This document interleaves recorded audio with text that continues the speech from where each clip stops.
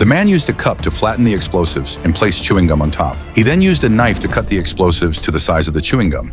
He repackaged it and disguised it as chewing gum. Then inserted the fuse and positioning device into the cigarette and marked it with a pen.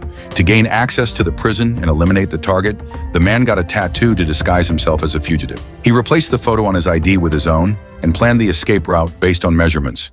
He then intentionally provoked the police to get arrested. The police checked his ID and immediately sent him to prison, which was exactly his objective. The prison guards inspected his belongings and found nothing unusual. The man successfully brought the items into the prison. At this point, he noticed that a fellow prisoner was hiding a knife and staring at the target. To prevent others from disrupting the plan, while waiting in line, the man deliberately caused chaos and took the fellow prisoner's dagger. However, there were too many people who wanted to kill him. Another prisoner pulled out a dagger and charged directly at the target. Upon seeing this, the man quickly threw away his weapon and successfully defeated him. The target was terrified by this scene, and if the man hadn't intervened to save him, he would have been dead. You're a good man. The target then invited the man to have dinner together, and the man saw this as an opportunity, so he dismissed his men. I'm not sure I like the company. Then they are not invited. When he was alone with the other man in the room, the man immediately acted.